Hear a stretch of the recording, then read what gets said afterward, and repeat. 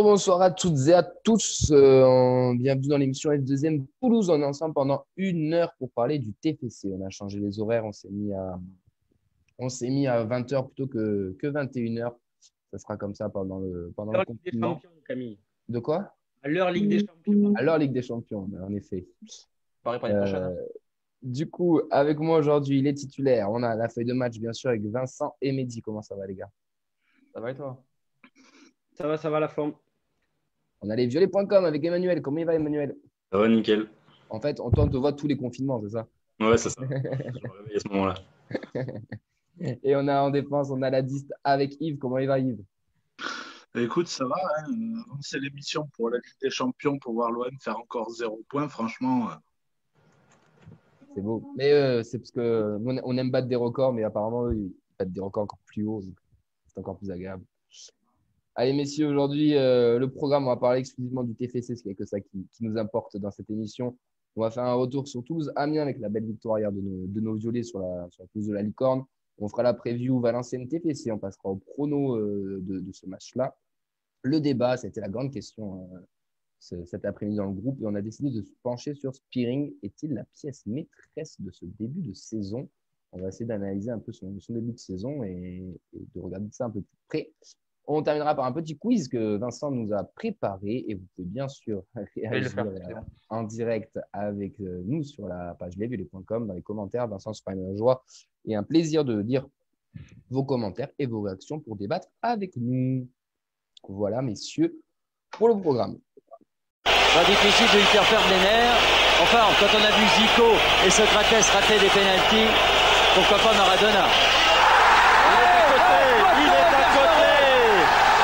Toulouse, donc on connaît la créativité en termes de coups de pied arrêtés avec de multiples combinaisons. C'est parti, Ben Yedder. Ah, Maga de la tête! Incroyable! Yann Podigère pour frapper ce coup franc. 10 minutes à jouer dans cette rencontre, c'est parti direct! Et c'est marqué! Yann Podigère! Pas de news malheureusement, pas de Nathan non plus parce que plus de matchs pour les jeunes. Ne vous inquiétez pas, il reviendra quand même. Nathan, il n'était pas là ce soir exceptionnellement, mais il reviendra la semaine prochaine. Du coup, on va passer directement au retour Toulouse-Amiens, enfin Amiens-Toulouse, pardon. Un joli match hier de nos violets, messieurs, avec une victoire 1-0 et un but de Spearing. On a surtout vu une première mi-temps de très haute qualité. Je ne sais pas ce que vous avez pensé de cette rencontre, mais c'est vrai que voilà, on a vu de belles combinaisons, on a vu un jeu un peu bien léché, entre guillemets, le 3-5-2 qui prend vraiment de l'ampleur, les combinaisons s'enchaînent, des Toulousains avec un très gros pressing qui vont asphyxier les Amiénois. Franchement, c'était intéressant. Enfin, je pense qu'on a tous pris du plaisir à regarder ce match au-delà de la victoire de nos violets. Messieurs, est-ce que vous êtes du même avis sur ce match? Pendant 45 minutes, ouais, la seconde mi-temps, on a quand même serré les fesses sacrément. Ouais, Ça s'est c'est ce que je dis, écroulé la première mi-temps méchamment. est de qualité. La première mi-temps. Oui, c'est ça. La Oui. première mi-temps, c'était intéressant. La première mi-temps, t'as pas l'impression d'être à l'extérieur. On l'a dominé de la tête et des épaules. Je sais même pas si Amiens était dangereux réellement sur la première mi-temps, hein. J'ai pas la sensation comme ça. Je me souviens pas des statistiques, hein, mais Ils ont une j'ai pas la frappe. sensation à la mi-temps qu'on ait été en difficulté à aucun moment. Le petit bémol, c'est que j'ai pas eu l'impression qu'on ait été excessivement dangereux non plus si on accepte la frappe de Morera. Voilà, on n'a pas. Celle de Koné aussi, qui passe à côté. Ouais, le face-à-face de la frappe de Koné, mais la frappe de Koné, elle est même pas cadrée, quoi. Elle est à côté. Donc, on a eu beaucoup de mal à être dangereux quand même. Donc, on a beaucoup pêché dans la finition. Et il va falloir progresser à ce niveau-là si on veut éviter de se faire peur, parce que là, c'est un match où on peut aisément rentrer normalement au vu de la physionomie avec un 2 ou 3-0 à la mi-temps. Tellement on a dominé cette première mi-temps et ça devrait être le tarif quand tu es capable d'avoir cette même mise sur le jeu sur une mi-temps. Voilà, tu peux pas te contenter de rentrer à 0-0. Et la seconde mi-temps, qu'est-ce que c'est poussif, c'est limite catastrophique même. Mais ce qui est intéressant, c'est que quand on voit la réaction des joueurs à l'après-match, Ils en étaient tous conscients.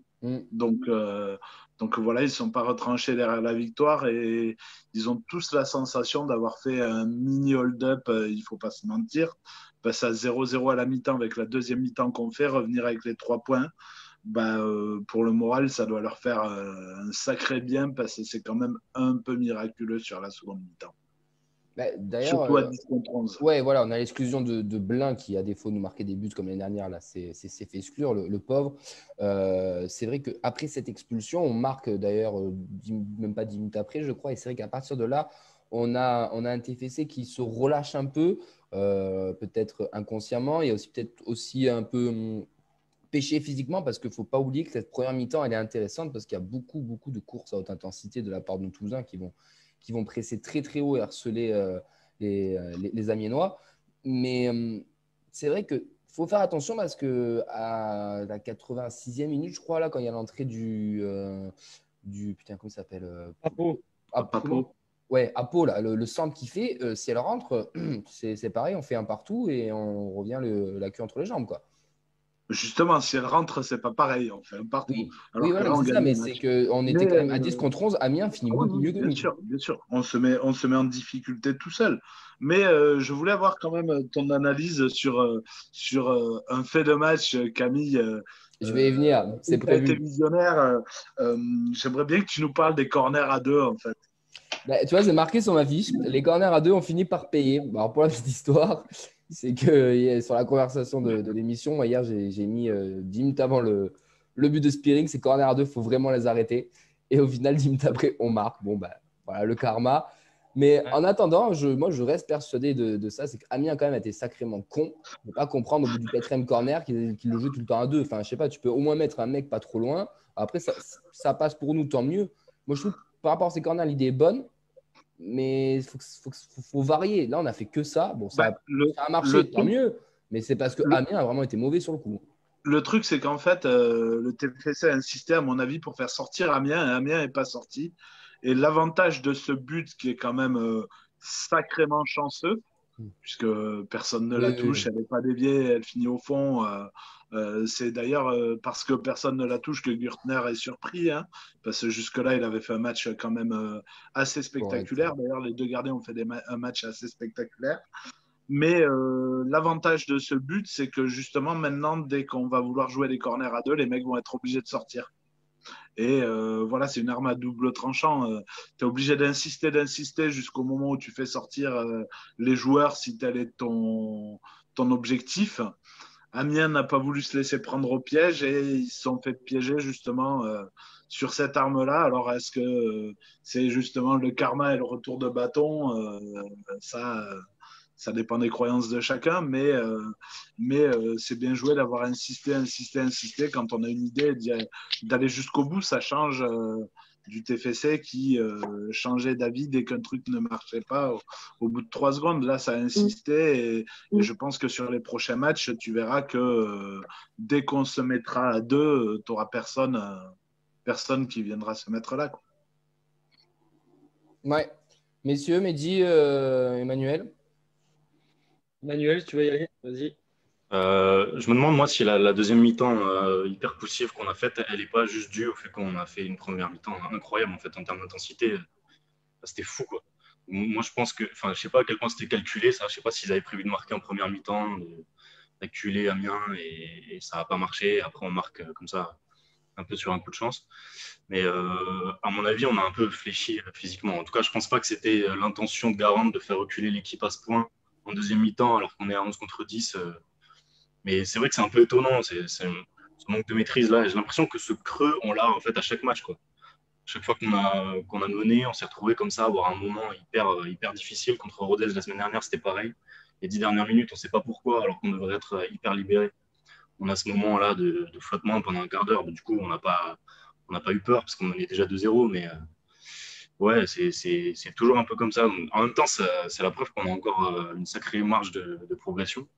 Et ça, c'est quand même bon signe quand on voit les résultats qu'on est capable de faire depuis 2 mois, en fait, quoi. Mehdi. Non, ouais, moi, globalement sur le match, moi, je vais dire enfin du bien de Garand sur qui j'étais sceptique. Moi, la première mi-temps, c'était du foot moderne. Ouais. C'est-à-dire qu'il y avait beaucoup de courses à très haute intensité. Adli, De Jager, Machado, Morera sur les côtés, Koulouris qui se battait comme un chien, qui courait partout. Tous les joueurs, voilà, il y avait beaucoup de dépenses énergétiques, quelque chose qu'on voit très très peu dans le foot français. D'ailleurs, Amiens a semblé surpris et ils l'ont dit eux-mêmes à la mi-temps, les Amiens, ils avaient été surpris par cette intensité-là parce qu'il n'y a pas beaucoup d'équipes qui le font en France. Et voilà, j'ai trouvé ça super agréable, j'ai été hyper étonné et dans le bon sens. Voilà, la tactique de la première mi-temps, c'était vraiment génial. Et effectivement, moi, je pense aussi un petit peu comme Emmanuel, c'est-à-dire que comme on n'est pas forcément habitué à jouer de cette manière-là, il faudra peut-être quelques matchs pour tenir l'intégralité tout simplement d'un match et mieux gérer les temps forts et les temps faibles comme on a eu en deuxième mi-temps. Et donc voilà, mais super agréable cette première mi-temps. Et ensuite en deuxième mi-temps, moi j'ai surtout senti effectivement une baisse physique. Voilà, je ne pense pas que la tactique c'était de tous se mettre derrière, mais on a vu des joueurs très vite fatigués. Agli, un quart d'heure, 20 minutes de la fin, était déjà fatigué. Koulouris, il a couru, mais comme un dératé devant pour faire le pressing. Au final, je crois qu'il s'enquille tout le match, si je ne dis pas de conneries. Donc c'est hyper compliqué pour lui. Les Pistons, c'était un peu pareil. De Jager, c'est pareil aussi. Mais franchement, tous les efforts qu'il a fait, à la fin, on le sentait. Il fait même une faute bête qui lui coûte un carton jaune. Un jaune pour certains orangés, même si je pense que ça valait un jaune, mais c'est quand même un geste où c'est peut-être un manque de lucidité. Donc voilà, c'est vraiment quelque chose de très positif, même si on n'est pas passé loin de la correctionnelle contre une équipe qui nous est largement inférieure sur le plan du jeu. Donc je pense qu'il y a cet axe d'amélioration. Et malgré cet axe d'amélioration, moi ce que je trouve génial, c'est que je pense qu'en faisant cette première mi-temps-là, on a lancé un message à tout le monde. Mais c'est là où il y a quand même une question qui se pose sur notre profondeur de banc, parce qu'encore une fois, on finit sur les rotules, mais on ne profite pas de la possibilité des 5 changements pour ramener vraiment du sang neuf et se permettre peut-être de respirer un peu mieux et de se donner un peu d'air en ayant des mecs un peu plus frais et capables justement de remettre un peu d'intensité dans le match. Et ça, c'est le côté dommageable de ce match-là, j'ai envie de dire. Et c'est peut-être la seule chose qu'on peut reprocher à Patrice Garand, c'est de ne pas avoir fait des changements un petit peu plus tôt. Alors, pas de faire rentrer tout le monde, parce que les 3 qui ne rentrent pas, c'est Rogel, Dira et Sidibé. Je pense que si certains étaient rentrés, mais ce n'est pas des mecs qui sont censés rentrer en jeu. Et avec les absences d'Antiste, de Bayo, de Diakité, et j'en oublie peut-être un autre, je ne sais plus. Bon, bref, en tout cas, du coup, notre banc perd en richesse, et effectivement, c'est plus compliqué de les faire rentrer. Mais le premier changement, on le fait à la 80e. Van Den Boomen, il aurait peut-être pu rentrer 10 minutes, un quart d'heure avant, au milieu, alors que certains étaient déjà cramés. Et Samsana qui rentre à la 88e ou 87e. Plus même, Samsana, il rentre dans les arrêts de jeu. C'est ça. C'est pour péter le rythme même. Il rentre à la 92e ou 93e. Alors, pour péter le rythme, moi, je fais rentrer Rogel ou Dira. Voilà, il y a une chose. Moi, ce que je me suis dit à un moment donné, et c'est pour ça que j'ai regretté qu'on ne mette pas le deuxième, c'est que par exemple, pour un joueur comme Machado, qui n'a pas vraiment de doublure, ou qui n'a pas de doublure très fiable, il aurait fallu le deuxième. Et comme ça, un quart d'heure à la fin, tu peux le faire sortir. Et tant pis, tu fais rentrer Diarra sur un côté. Et Diarra, il peut tenir sans souci. Il n'y a pas de problème là-dessus. Et à 1-0, il a hésité à le faire. Ça s'est vu de toute façon, Garand. Voilà, c'est un petit peu ça qui est dommage, juste sur les changements. Et sur j'avais une petite réaction. Je suis globalement d'accord avec ce que vous dites. Moi, honnêtement, première mi-temps, je me suis régalé. Je ne sais pas depuis combien de temps je n'ai pas vu du si beau jeu. J'ai bien aimé, moi, le côté droit de Moreira. Je trouve vraiment bon à ce poste-là. C'est vraiment un bon joueur, un bon piston de Ligue 2 pour le coup. Il est vraiment à sa place. Il y a ce manque de finition qui va, je pense, aussi se corriger. Après, je vais apporter le côté réseaux sociaux, tout ce qui est les commentaires que j'ai vus au fil du match. Il y a vraiment, vraiment un débat sur Koulouris. Il y a beaucoup qui ont aimé son activité, son jeu sans ballon et son jeu pas vraiment d'attaquant de finition. D'autres, au contraire, ont détesté et ont trouvé qu'il était limite fantomatique. On va y venir sur Koulouris. Tu fais bien de parler de lui parce qu'on va se pencher sur les joueurs. Koulou a fait énormément de débats hier soir au sein des supporters. Garand l'a dit que c'était sûrement son meilleur match depuis son arrivée sur le banc. Je pense qu'il faut dissocier 2 choses. Ceux qui crient au scandale de Koulouris, qui pensent qu'il a fait un mauvais match, il c'est ceux qui attendent de Koulouris qui marquent des triplés à chaque week-end. Et ce n'est pas que ce qu'on demande à Koulouris. Hier, le match qu'il fait en termes de joueurs sans ballon, d'efforts défensifs, de pressing, d'intensité dans le pressing, c'est énorme. Franchement, c'est énorme. Et c'est ce qui nous permet d'asphyxier d'ailleurs Amiens dans cette première mi-temps. C'est lui qui déclenche tout avec Adli. D'ailleurs, je le mets les deux dans le lot parce que c'est eux qui déclenchaient, qui permettaient à tout le bloc de remonter, justement que Amiens soit complètement déboussolé au milieu de terrain. Et le truc, c'est que je pense que la plupart qui ont joué au foot, que ce soit à petit ou bas niveau, faites des efforts défensifs à répétition. Quand le ballon, au bout d'un moment, va arriver, des fois, on manque peut-être un peu de lucidité. Cependant, il se procure quand même 2-3 occasions où il est quand même très bien placé. Et moi, je pense qu'Oulou, il lui manque juste un but pour vraiment être récompensé et lancer un peu sa saison. Après, c'est un style d'attaquant à part entière et je pense que Garand lui avait donné ses consignes naguère. Il les a respectées et oui, il fait un bon match dans les consignes, on va dire, défensives. Peut-être qu'offensivement, maintenant, voilà. Un peu plus. Le problème, c'est que le ballon n'arrive pas trop, en fait. On a du mal à le trouver offensivement. Ouais. Après, l'avantage de l'énorme activité qu'il a et de son sens du placement et du pressing, c'est que dans un 3-5-2, il ralentit tellement la sortie du ballon qui permet en fait à l'équipe de basculer dans un système défensif sans être trop souvent pris dans son dos et notamment dans le dos des latéraux parce que les 2-3 secondes de retard dans les transmissions de balles qu'il arrive à créer en se battant et en se jetant un peu comme un chien sur tous les ballons, c'est les 2-3 secondes qui permettent à Machado et Morera de faire les 20 mètres pour se replacer qui font que tu es en place défensivement sur l'action suivante, quoi. Donc, de ce côté-là, il a été exceptionnel. Après, le problème, c'est que je comparerais ça un peu à ce que faisait toute proportion gardée, parce qu'on sait que quand on fait des comparaisons comme ça, les gens nous tombent souvent dessus, mais au jeu que peut avoir un Giroud ou qu'un Cavani, en fait. Ils sont super efficaces et très bons pour l'équipe, mais ça ne ressemble pas à un jeu d'attaquant, et donc quand les gens pensent attaquant, ils pensent nombre de buts marqués, sauf que, ok, il ne marque pas de but, mais il aide dans le placement défensif. Offensivement, par ses courses, par ses appels, tu remarques qu'il est souvent suivi par un, voire deux défenseurs très souvent. Donc, ça crée des espaces pour les mecs qui tournent autour aussi. Et on se crée beaucoup d'actions. Et Adli a eu beaucoup, beaucoup de liberté grâce à ça.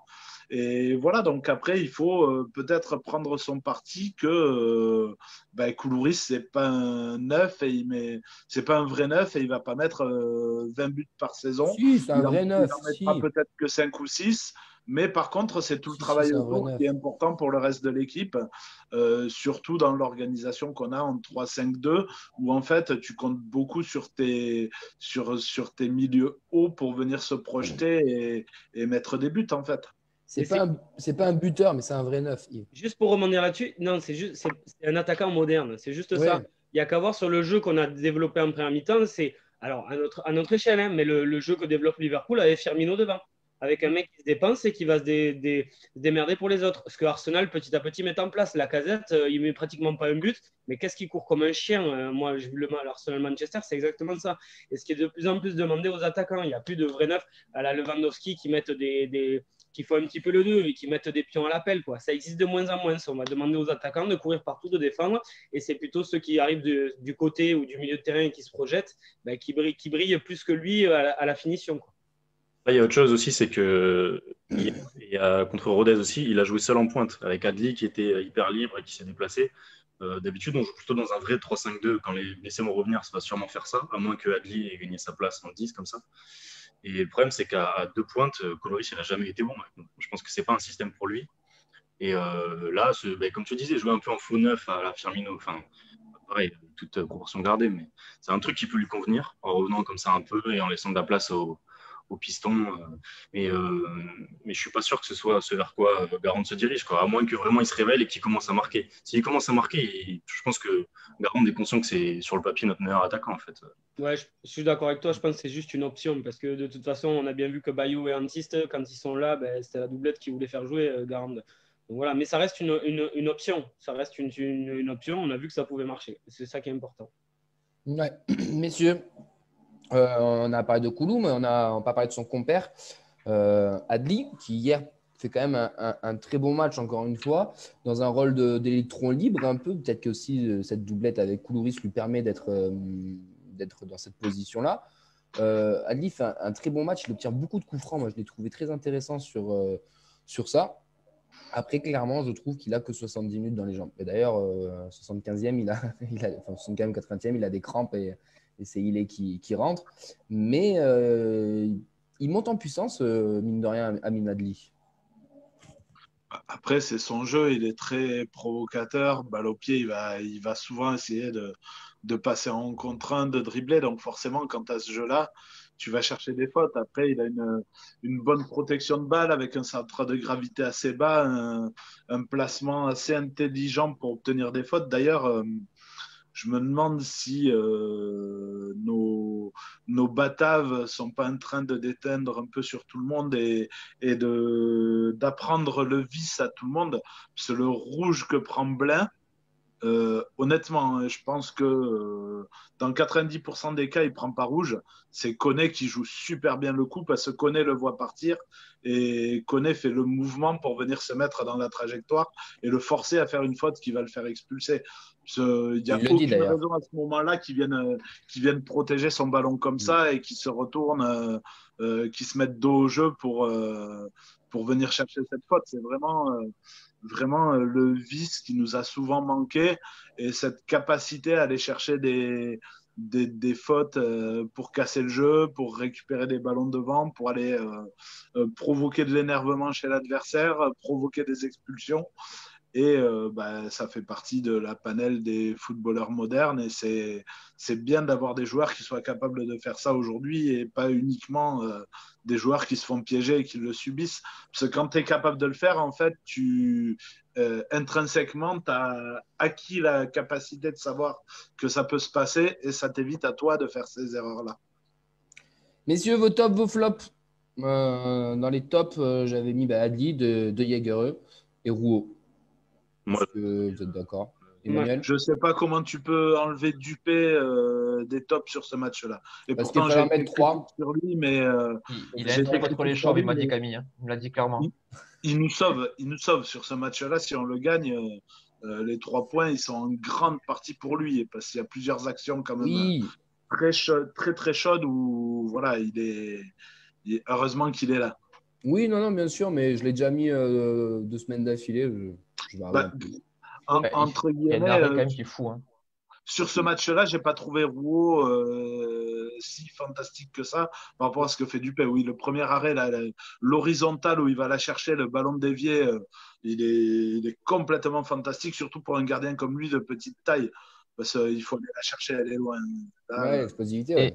Par rapport à ce qu'on disait les autres semaines, pour rebondir sur ça, Yves, il sort plus. Il y a 2-3 centres où il est vraiment en dehors de ses 6 mètres. Je trouve qu'il a progressé sur ce niveau-là. Il ne les lâche pas, surtout. Il les capte.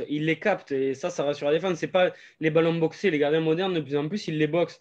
Mais quand tu les boxes, ça peut revenir dans les pieds d'un attaquant. Ça peut revenir très vite. Là, quand tu la captes, le ballon est dans tes mains et tu peux repartir. Et c'est ça qui a fait beaucoup de bien en fin de match. Et c'est là où il a progressé. Il n'a pas lâché les ballons. Et dans les tops, moi personnellement, je mets Dupé, je mets Spearings parce que qu'est-ce qui fait du bien sur tout ce match-là, que ce soit par le vice, par sa capacité à récupérer des ballons, par sa capacité à rester calme même sous la pression. Et puis 3 matchs, 3 buts pour un mec qui est censé être notre numéro 6, c'est quand même plutôt pas mal et à souligner, même si les 2 buts précédents, c'est des pénaltys. Et puis, ça faisait combien de temps qu'on n'avait pas marqué un but d'aussi loin de la surface, quoi. J'ai essayé de chercher, je n'ai pas trouvé cet après-midi. C'est pas volontaire après, mais bon. Il faudrait demander FC Database. C'est pas volontaire, oui et non, parce que de toute façon, ils cherchent le cadre quand même. Et tu sais que quand tu fais des centres comme ça, il faut toujours les mettre dans le cadre parce que justement, tu n'es pas à l'abri de ce qui va se passer. Tu espères que ça va être coupé, mais comme à chaque fois, le gardien est obligé d'attendre à la dernière seconde pour se jeter. Et là, si Gertner prend le but, c'est parce que justement, Gabrielsen n'arrive pas à la toucher. parce que il se retrouve en retard à attendre pour pas être pris à contre-pied si elle est déviée. Et moralité, au moment où il part, dans la mesure où Gabrielsen ne réussit pas à la toucher, elle est trop loin pour qu'il puisse intervenir et ça fait ficelle. Emmanuel, On a oublié Machado quand même, au moins sur la première mi-temps. Ouais. On a quand même Ouais. Machado, et puis on l'a évoqué, Koulouris. Koulouris, ça représente un peu l'état d'esprit aussi de ce match-là, quoi, partout, quoi. Ouais, mais pour pouvoir le mettre dans les tops, il faudrait qu'il marque. c'est ça. Emmanuel, C'est t'es le top. problème de Koulouris. Ouais, Coloris, moi je l'aurais pas mis en top parce que je trouve qu'il a un peu forcé son jeu parfois et on sent qu'il a besoin de marquer pour se rassurer, même dans le jeu. Et ouais, non, moi ce que je voulais dire Machado aussi. Parce que je trouve qu'il a une puissance incroyable. Défensivement, il progresse. Et c'est ça, défensivement, il progresse parce que c'était un peu son point faible. On voyait qu'il était souvent pris dans le dos, même il tenait pas ses marquages. Contre Grenoble, il y a 2 ou 3 buts où il lâche son joueur sur corner notamment. Là, c'était pas le cas. Et on l'a vu, déjà, je sais pas, il a une capacité à répéter les efforts qui est assez incroyable. Je sais pas s'il va tenir toute la saison comme ça, sachant qu'il a pas de doublure. Mais ouais, putain, Machado. Après, il a raté quelques centres, ce qui n'était pas le cas sur les autres matchs. Mais bon, on a clairement un latéral gauche de haut niveau pour la Ligue 2 en tout cas. On a vu un peu le retour d'Isiaga Silla avec quelques centres au 4e poteau quand même, mais c'est parce qu'il arrive en bout de course et c'est quand même assez compliqué de centrer, donc c'est pas forcément. Ah, mais tu sens l'expérience d'Amiens qui a joué avec Silla parce qu'il l'a réceptionné. Ouais, c'est vrai. Et après, les progrès défensifs, c'est surtout des progrès dans la complémentarité défensive où enfin ils ont un peu de vécu ensemble. Le fait d'avoir été stable là sur quelques matchs avec la blessure de Diakité, où en fait ça compense parfaitement. Ça commence à compenser parfaitement sur les montées, sur les replacements, et on s'aperçoit que ça combine beaucoup parce que si à gauche c'est toujours Machado qui monte, à droite on voit Morera et Amiens souvent permuter l'un l'autre et apporter le surnombre un coup l'un, un coup l'autre, et c'est sûrement pour le moment notre côté fort. Vincent, des réactions pour terminer sur ce match? Juste Camille, je suis désolé, Ouais. je voulais juste dire un truc. Je suis amoureux, moi, de Brecht de Jaguerre, parce que pour moi, le vrai taulier, c'est lui. C'est vraiment un mec avec une putain d'expérience, avec une technique, avec tout. Et je le dis, je suis amoureux de Jaguerre. Eh ben, écoute, on va essayer de lui faire passer ta flamme, ta déclaration à Brett. J'ai un message de Benjamin Psaume qui est très très jaloux, hein. Non, c'est pas pareil, c'est pas pareil, il remplacera jamais. Le premier amour, Benson. Il a fait le passage. Bref, alors les tops et les flops. On a Dupé qui sort beaucoup dans les tops. Mathieu qui donne son flop, c'est Koné. Il faudra qu'il arrête de vouloir tout faire tout seul. En top, Machado, c'est un cylindre à chaque orteil. Sinon, on a Dupé, Spirig, Machado. On a Rouault aussi qui revient pas mal. D'ailleurs, ça parle de la concurrence qu'il aura, enfin, qu'il aura bientôt avec les retours de blessures, mais ça, je laisserai les animateurs en parler. Et Koulouris qui fait toujours autant de débat, puisqu'il est cité des fois dans les tops et des fois dans les flops. Ouais. Je t'ai vu le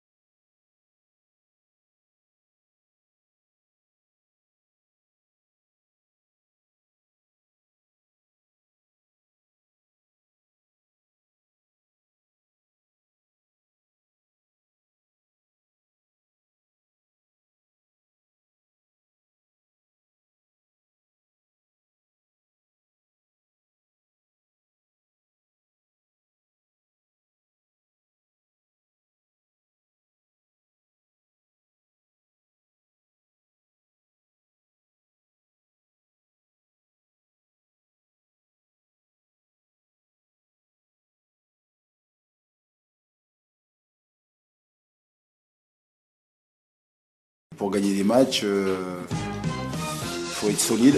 On va peut-être pas mettre la barre. Qui sache mieux défendre, qui ait envie donc de défendre, qui aime défendre. Pour moi, le meilleur, enfin à tous les niveaux, au niveau titre, au niveau façon de jouer. D'aller mettre des tampons. Sébastien Chaval, oui, premier tampon. Vous êtes costaud dans les duels si vous êtes capable d'aller de l'avant. C'est bon, c'est 3 étoiles, c'est un énorme restaurant. Et après on va, je crois, à Rennes, je crois. Qu'est-ce que vous faites là-bas? Les meilleures attaques, c'est parce que donc elles ont les meilleures défenses. Quel pied! Ah quel pied! Oh putain! Allez messieurs, on enchaîne avec la preview TFC Valenciennes. Du coup, Valenciennes, c'est 3 victoires, 2 nuls, 4 défaites. Ils sont 15e avec 11 points, mais à 5 points du podium. Donc voilà, c'est quand même très très très serré hein, cette Ligue 2. Beaucoup de difficultés à l'extérieur avec 0 victoire, un match nul et 3 défaites. Leur dernier match est soldé par une défaite face à Clermont, 3-1. Et là, c'est là où ça a fait un petit peu débat, alors déjà sur les réseaux, mais même aussi un petit peu entre nous. C'est vrai que pour ce match, messieurs, on a le retour de Bafodé Diakité. D'ailleurs, il sera disponible et postulera pour une place de titulaire. Et la question, c'est est-ce que Bafo revient et la hiérarchie est déjà établie ou Anthony Rouault aurait-il gagné sa place sur les matchs qu'on a vus? Est-ce qu'il y a match déjà pour vous ou alors c'est indéniable, Bafo sera titulaire samedi? Sachant que Bafodé Diakité sera disponible samedi pour jouer. Il a eu l'autorisation médicale.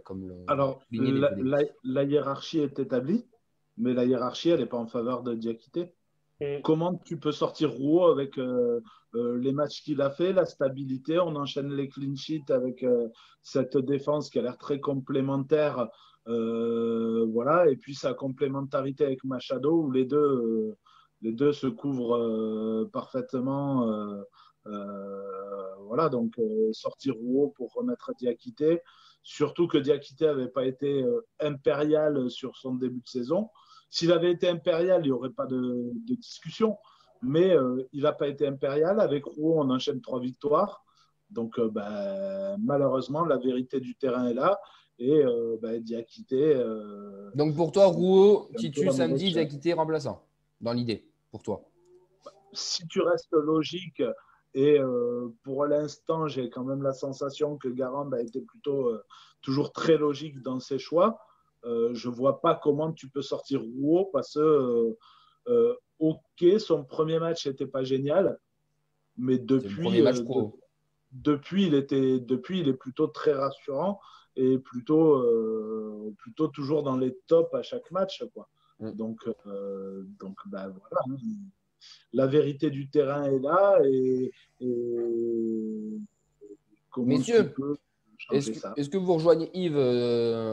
Mehdi, je te vois hausser de la tête en disant oui. Ah oui, parce que comme l'a dit Yves, Diakité était un petit peu pointé du doigt avec les 3 de derrière sur les premiers matchs et on encense la défense, mais on encense la défense depuis 3-4 matchs. Donc depuis que Anthony Rouault est là et depuis que il y a une certaine complémentarité, et moi ce que Anthony Rouault apporte par rapport aux autres, c'est une qualité vraiment de relance, une qualité technique que les 2 autres n'ont pas forcément, que ce soit Amiens ou Gabrielsen. Donc c'est vraiment cette complémentarité là que je trouve qui est intéressante, et c'est pour ça on doit aller dans la continuité. Et puis il y a une chose aussi, Diakité, il revient cette semaine à l'entraînement avec une semaine d'entraînement, ne serait-ce que physiquement.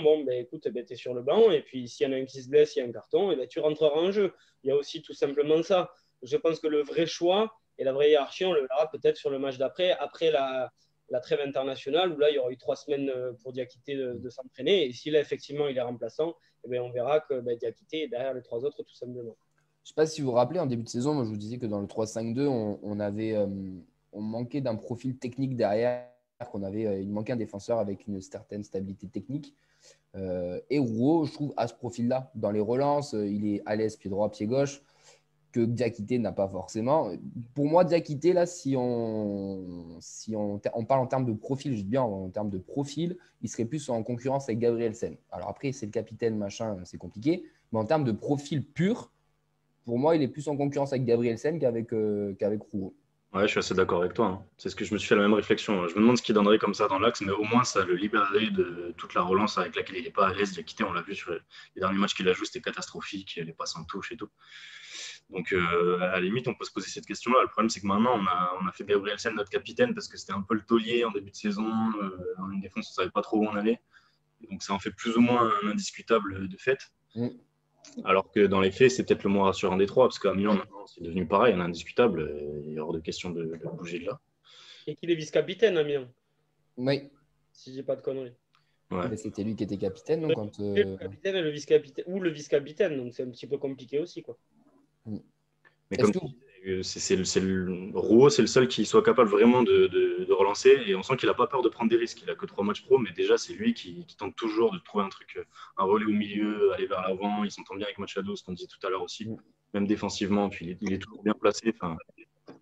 Même à un moment donné, quand tu dis qu'il prend des risques, j'ai une action en tête là, de hier où tu le vois, il gagne un duel, il continue son action, il demande limite à 1-2, enfin il se retrouve limite dans les 30 mètres, adverses, alors que bon, le mec joue quand même central. Mais bon, après, Amiens le fait aussi beaucoup, mais c'est vrai que Rouault a cette qualité technique qui nous manque. Donc c'est vrai que après, il y aura des vrais choix à faire. Après, on va pas se plaindre non plus de cette fameuse profondeur de banque dont on s'est un petit peu plaint il y a quelques minutes. Mais c'est vrai que ça nous fait des joueurs aussi qui sont sur le côté, qui sont tout aussi intéressants les uns que les autres. Mais là, c'est vrai qu'il y a un vrai débat, il y a un vrai choix à faire pour Patrice Garande. Oui, il y a une chose qu'on n'a pas évoquée quand même, plus que la défense, et pour moi qui peut faire beaucoup plus débat, et c'est l'attaque. Ah bah j'allais enchaîner, mais écoute, très bien. Vas-y, Mehdi. Il y a le transition, fais-toi plaisir. Eh ben ouais, il y a le retour de Yannis Antis. Donc, comment on va jouer sur les deux devants? Est-ce qu'on continue avec Adli plus un 9 Koulouris et Antis donc, qui a été suspendu 2 matchs, si je ne dis pas de conneries? C'est ça. Ce qui va manquer de rythme, mais du coup, on le fera rentrer en jeu. Est-ce qu'au contraire, ça sera le contraire, c'est Koulouris qui rentrera en jeu? Ou est-ce qu'on associe les deux? Pour moi, il y a quand même une vraie question et j'avoue que je n'ai absolument pas les réponses. Et je ne sais absolument pas ce que va faire Garand. Est-ce qu'il va jouer encore une fois la continuité et Antiste rentrera en jeu et ça fera une solution et un mec qui rentrera plus tôt. Là, par contre, c'est une vraie solution puisque c'est notre meilleur buteur avec Spirin. Mais voilà, honnêtement, je n'en sais rien du tout. Je ne sais pas du tout s'il va jouer la continuité ou si Antiste, qui était qui est titulaire à chaque fois qu'il est opérationnel, reviendra vraiment ou pas. Aucune idée. Moi, je pense qu'il va jouer la continuité. Pardon. Je pense qu'il va jouer la continuité. Vu le profil de l'adversaire, on est à domicile, tu reçois Valenciennes. Pour moi, si moi je suis entraîneur, je sors Adli et je mets Antiste avec Koulouris pour jouer plus haut. Parce que Adli a quand même cette tendance à reculer, venir chercher les ballons. Alors qu'avec Antiste et Koulouris, tu vas jouer un cran plus haut. Et avec la volonté de ce 3-5-2 de vraiment jouer haut, Valenciennes, qui n'est pas un foudre de guerre du championnat pour le moment, tu es à domicile et tu dois absolument capitaliser sur tes derniers résultats puisque l'objectif c'était de battre Rodez et aller chercher un résultat à Amiens. Tu sors de là avec 6 points sur 6. Il faut jouer au maximum pour aller prendre 3 points face à Valenciennes. Et pour moi, si tu veux vraiment donner cette sensation-là, tu mets Antiste avec Koulouris devant. Avec Adli qui, justement, si jamais tu n'arrives pas à débloquer la situation, peut faire, à mon avis, beaucoup plus de dégâts en rentrant face à une défense un peu fatiguée plutôt qu'en démarrant le match. En même temps, si tu fais ça, t'enlèves un milieu, du coup t'enlèves Adli qui jouait en fait le rôle un peu de numéro 10 et de meneur de jeu, puisqu'on n'a plus Van Den Boomen maintenant qui est sur le banc. De Jaegereux, c'est pas exactement son rôle, on a vraiment 2 relayeurs avec Koné et De Jaegereux. Du coup, si on n'a plus Adli pour faire un peu ce lien. Justement, est-ce que au milieu tu remets pas Van Den Boomen dans la mesure où tu es à domicile et où tu veux un peu plus faire le jeu? Voilà, c'est une question qui peut se poser. Hein. Je tiens pas tout, mais voilà. Hein.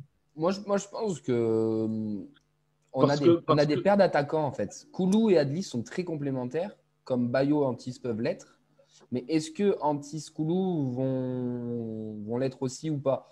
Je ne sais pas. Moi, je resterai dans la continuité comme on a parlé pour Rouault. C'est une équipe qui marche, une équipe qui gagne. Oui, Antiste est peut-être pseudo-titulaire, Mais pour redonner un peu de confiance à Koulou, lui laisser encore une dernière chance sur ça. Après, s'il y en a un qui doit sauter, par contre, je te rejoins, Yves, ce sera peut-être plus Adli que Koulou, je pense. C'est pour ça que moi, je laisse Koulouris, parce que je pense que dans les profils de jeu, Antiste tournant autour de Koulouris, ça peut justement permettre à Koulouris d'avoir plus de ballons en position de numéro 9 et d'avoir plus de chances de mettre un but qu'avec Adli, qui a un profil plus à jouer un peu plus en retrait et à percuter vers la surface ou à frapper les abords des 18 mètres.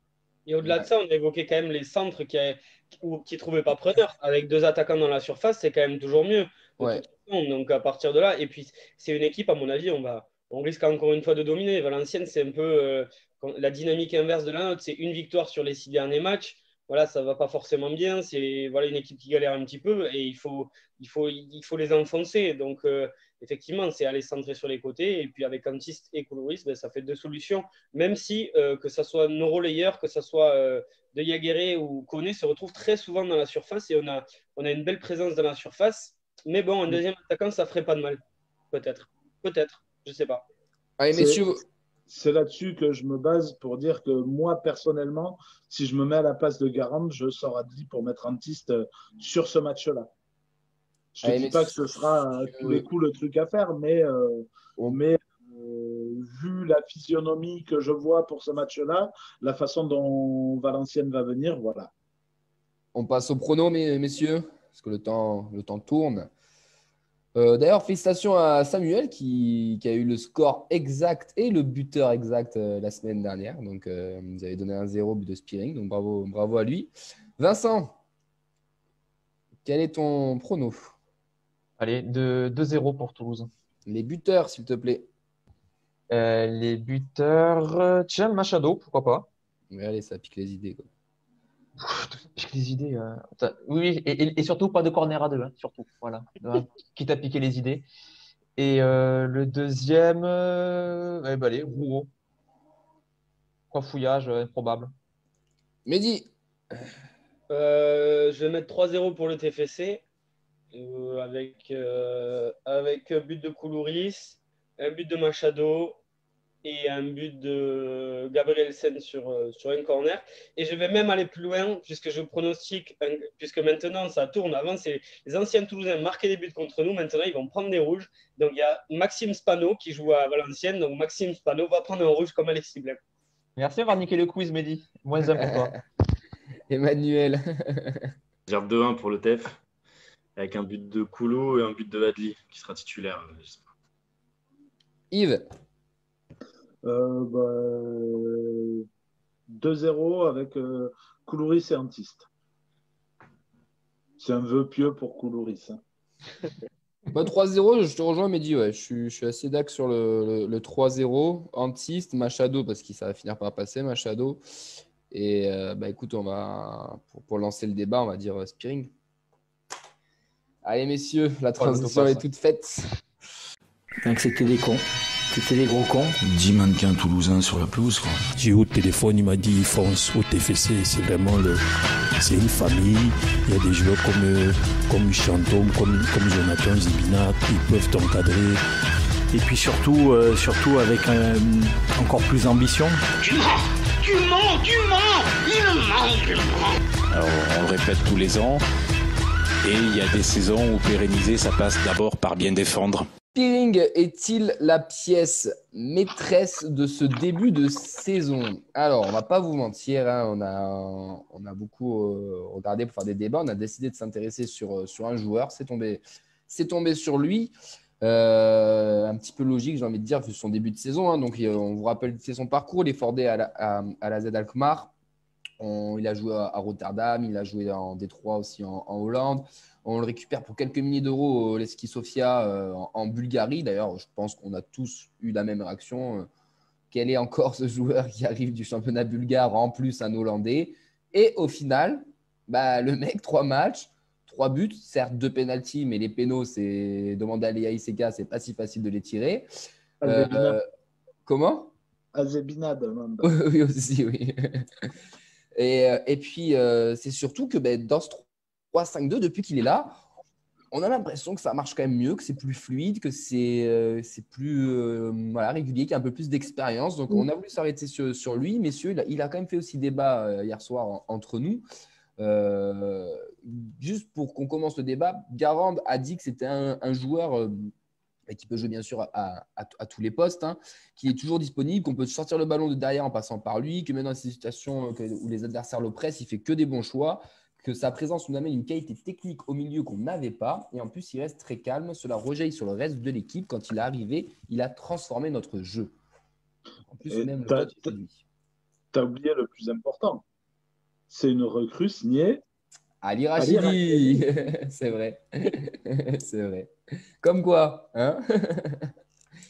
Non, mais il fait débat et en même temps non. Mais alors moi, je vais vous donner mon avis. Alors, je sais que je vais me faire attirer la foudre, mais c'est pas grave, c'est un peu mon rôle aussi. J'aime bien. Je trouve qu'il apporte du lien. Je trouve qu'il est vicieux, etc. Mais tu vois, sur le match de hier, il y a quelques fois moi, où il m'a un peu gonflé. Alors après, c'est son style de jeu et quand tu prends du recul, c'est peut-être pas plus mal, mais je trouvais que des fois, il ralentissait un peu plus le jeu. Je trouvais que des fois, il essayait toujours de chercher la faute pour tomber. Enfin, l'arbitre, je trouve que hier, il a été vraiment mignon parce que Spearing, dès qu'il avait le ballon, qui était un peu en difficulté, il mettait son dos, il tombait, bam, on avait faute. Des fois, la plupart du temps, enfin, je n'aurais pas forcément tout le temps sifflé faute personnellement. Alors après, voilà, il est là, il est présent, mais techniquement, je ne le trouve pas non plus si flamboyant que ça. Il y a quand même quelques cagades qui ont été commises, 2-3 relances un peu approximatives.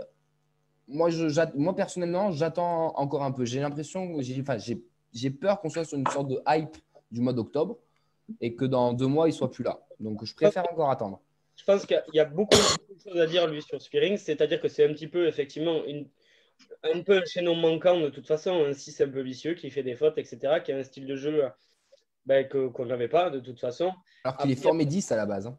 Sur le match d'hier, par exemple, sur la première mi-temps, comme on a eu pas mal le ballon, on a eu beaucoup plus le ballon que l'adversaire, il a quand même raté quelques transmissions et puis il a ralenti le jeu, effectivement, en provoquant des fautes. Et alors que, par exemple, il a fait exactement la même chose tout au long du match, mais en faisant la même chose en deuxième mi-temps, il nous a été hyper utile. Et il a été essentiel en deuxième mi-temps, alors qu'il l'était peut-être un petit peu moins, je parle quand on avait le ballon dans les pieds, en première mi-temps. Donc, si je vois un axe d'amélioration pour lui, c'est peut-être améliorer sa rapidité voilà, dans l'exécution, etc. Un petit peu ce que disait de Koulouris Yves. Un petit peu la même chose voilà, au milieu du terrain avec Spearing. Plutôt que de garder le ballon, provoquer une faute, eh bien, tant pis, tu envoies un ballon derrière à Rouault et il va relancer. Plutôt que de, voilà, surtout qu'en plus, on cherchait à mettre du rythme et que ça cassait un petit peu le rythme, un petit peu le rythme parfois. Mais par contre, sur la deuxième mi-temps, mais si on n'a pas Spearing, je pense qu'on prend encore plus de vagues et il était essentiel. Quoi. Je pense qu'il est excellent dans ce genre de configuration là, parce que son premier match à Ajaccio, qui sont meilleurs, c'est ça en fait. C'est Ajaccio qui essaye de nous mettre le premier but et nous on est à 10 tout le match. Et lui, il a été incroyable dans ce rôle-là où il a réussi à conserver. Déjà, il perd très rarement le ballon, ce mec quand même. Alors, et puis, des fois, il rate ses passes quand il essaie d'allonger souvent. Et sur les longs ballons, ouais, c'est vrai. Ouais. Il faut se dire que c'est un mec qui est bon quand il est c'est un anti-Van den Boomen en fait, qui lui essaye à longueur de temps d'allonger et toutes ses passes finissent en 6 mètres. Spearings, au moins, il a l'intelligence de savoir qu'il est meilleur dans le jeu court comme ça, en relance en une touche, 2 touches. Et moi, je pense que si on arrive à être beaucoup plus conquérant dans le jeu maintenant, c'est grâce à Rouault qui s'est relancé maintenant et grâce à lui, parce qu'il est capable de faire ça, de distribuer. En plus, je trouve qu'il est à un moment où Amiens, je crois que c'était en deuxième mi-temps, il y a un quart d'heure où ils essaient vraiment davantage de presser. Il est vraiment pas. C'est un mec qui a vraiment le sang-froid qu'il faut pour ce rôle de 6. Quoi. Il peut jouer dos à l'adversaire et remiser en une touche, 2 touches sans être trop inquiet. Je pense que c'est vraiment ce qui nous manquait. Et si depuis 3 matchs, on est vraiment meilleur dans le jeu, à mon avis, c'est d'abord grâce à ça. Quoi. C'est Spearings, c'est une machine à laver. Il te prend les ballons, il bonifie tous les ballons. Après, il ralentit le jeu. Je ne suis pas forcément d'accord.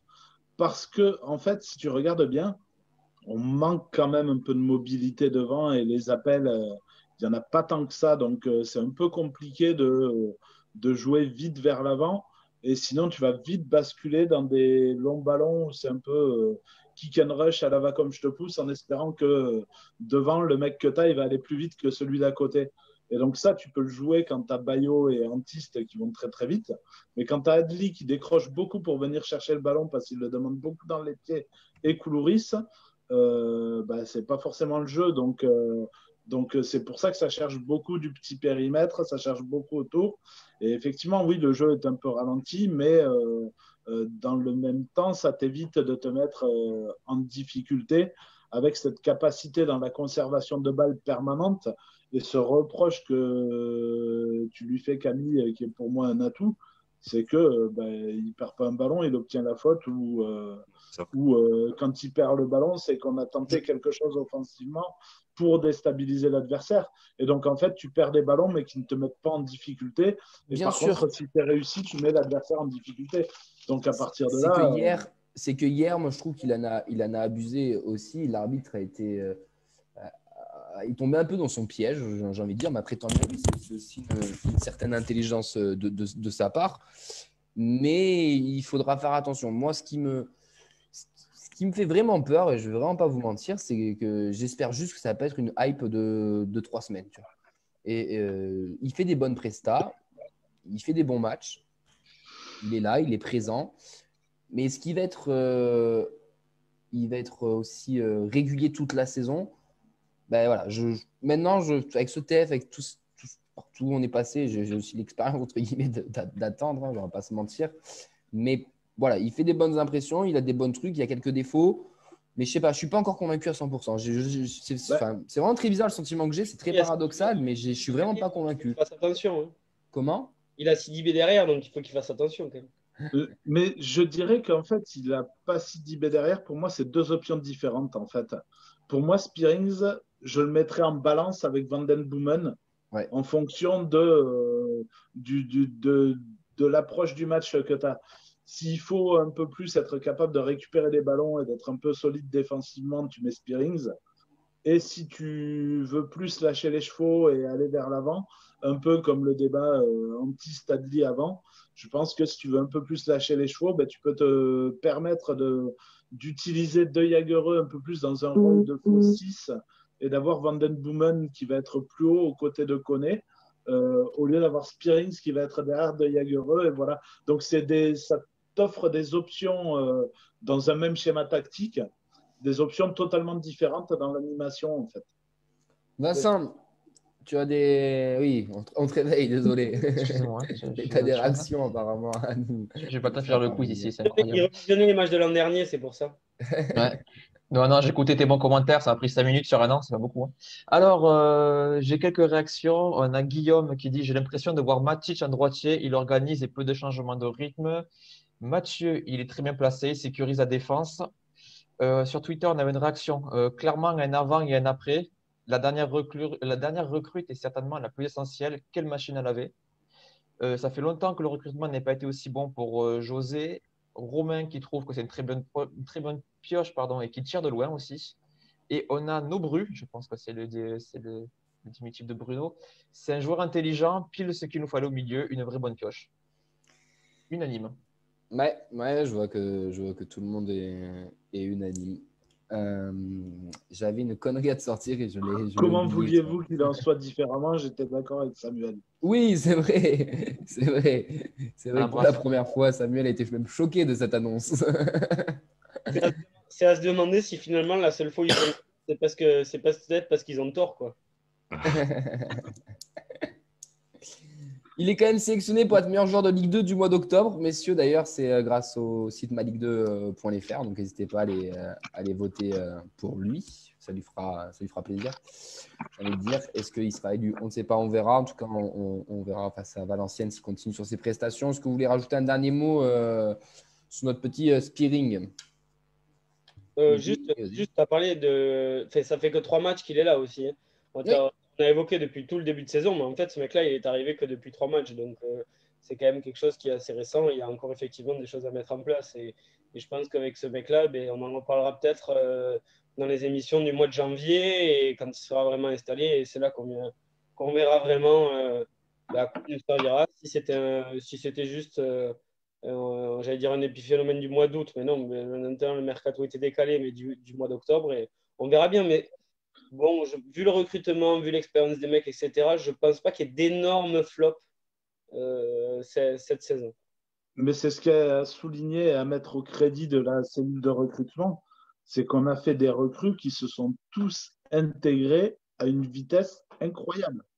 Puisque tu prends Machado, il est titulaire 3 jours après être arrivé à Grenoble et il fait un bon match à Grenoble malgré la défaite. Derrière, on se rend compte que le mec s'installe et prend la place sans problème. De Jager, Van Den Boomen, on les voyait indétrônables. Spearings arrive.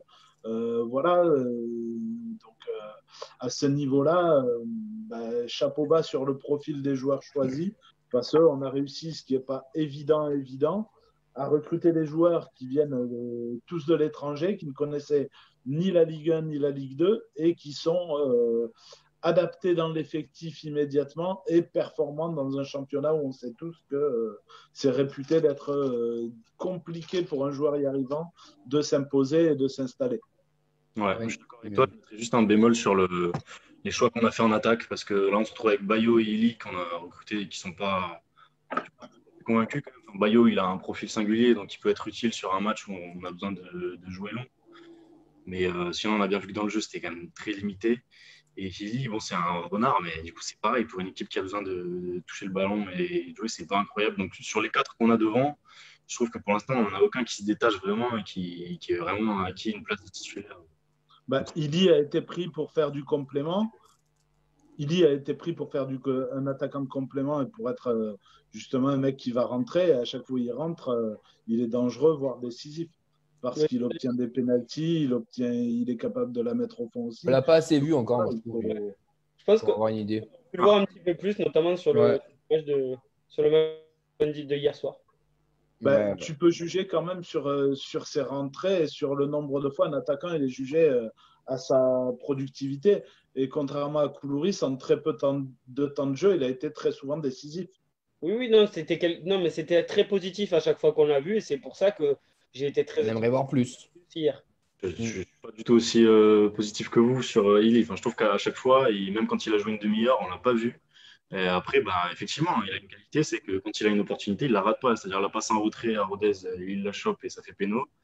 Ensuite, il y a le but à la dernière minute contre Auxerre où il y a une contre-attaque. Il y a un ballon qui revient sur lui et effectivement, il a le talent de le mettre. Et ça, c'est une vraie qualité, c'est un buteur.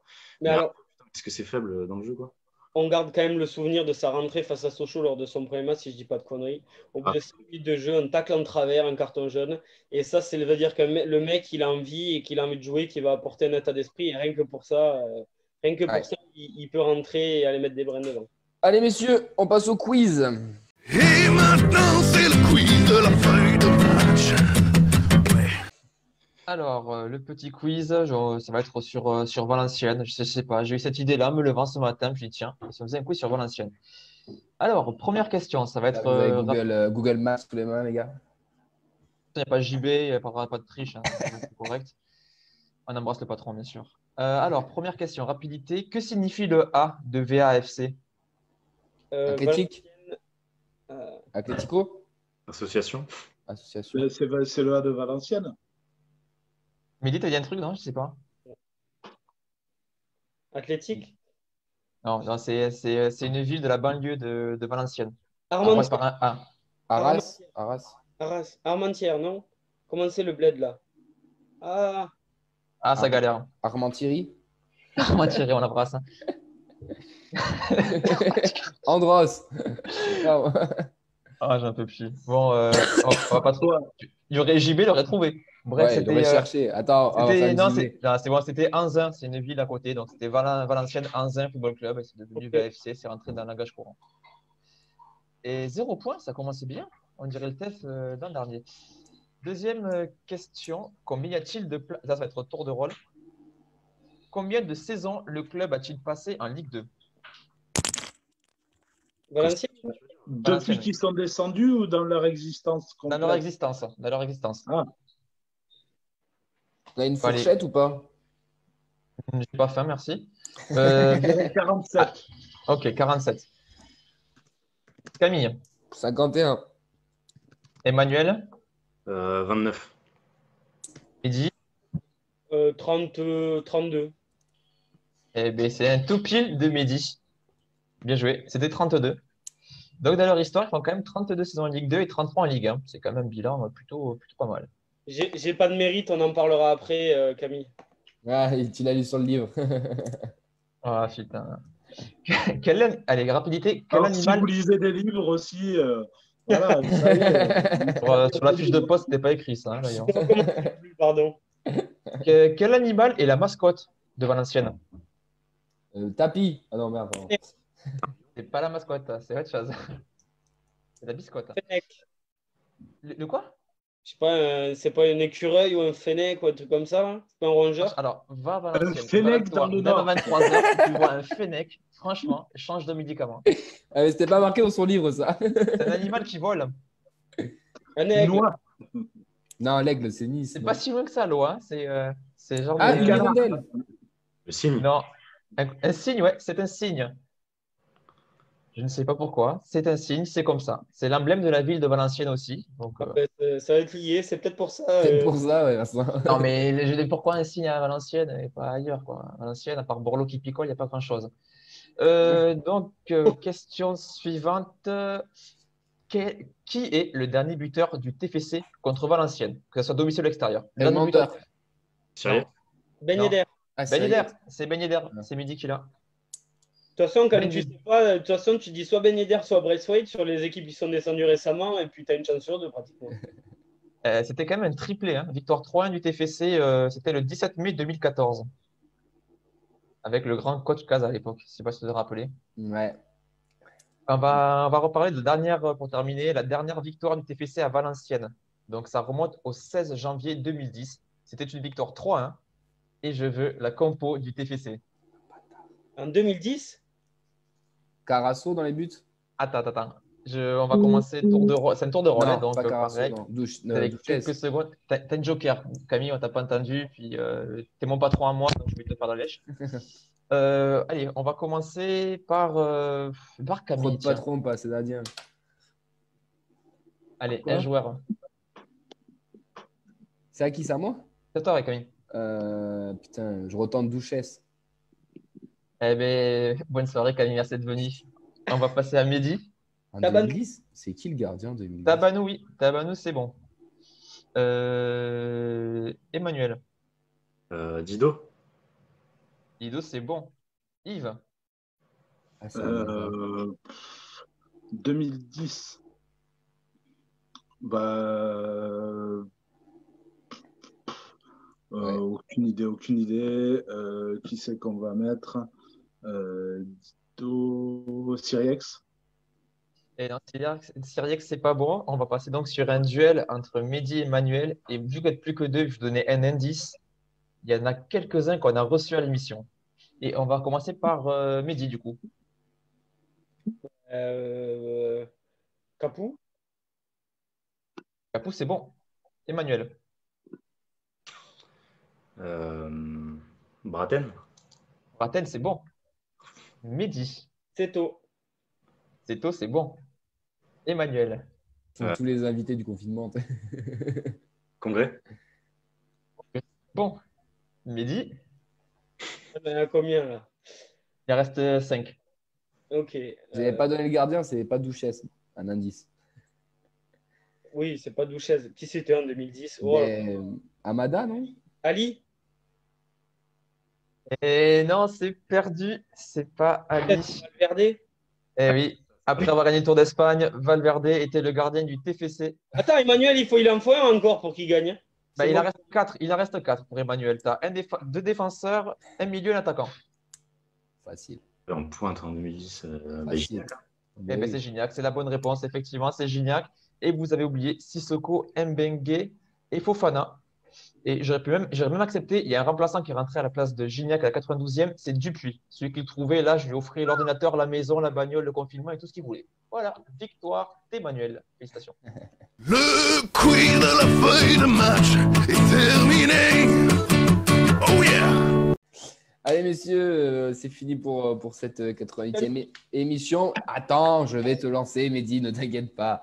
Mehdi veut absolument vous parler d'un petit livre, parce que qui dit confinement, dit peut-être du temps à la maison pour certains. Donc, Mehdi veut vous présenter un petit livre à lire pour ce confinement. Et comme c'est le premier livre qu'il lit.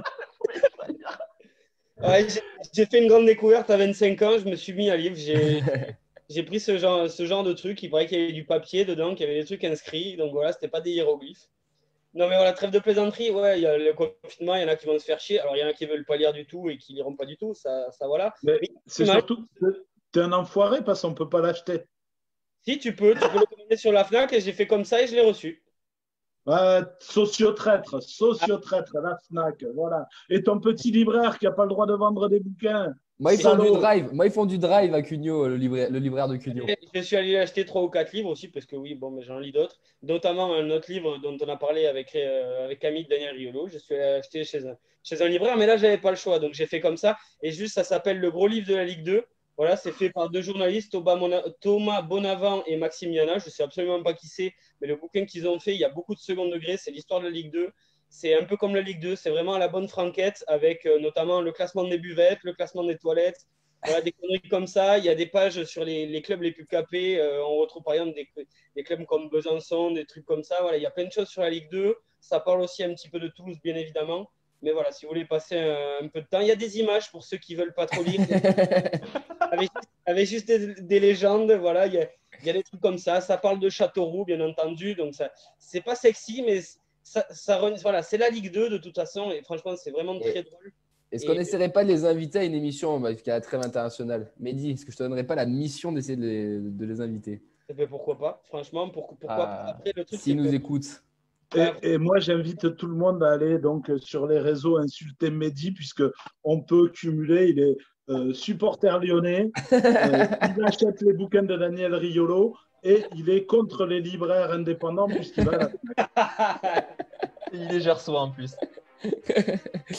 Non, mais en tout cas, ouais, on va lancer un petit appel. On va essayer de voir sur les réseaux. Ce serait bien qu'on les ait dans l'émission parce que c'est vrai que le livre a l'air très chouette. Moi, j'en avais entendu la promotion sur l'after et c'est vrai que Mehdi m'a donné encore plus envie de l'acheter. Mais moi, j'irai dans mon petit libraire qui fait du drive à Cugnot voir s'il l'a.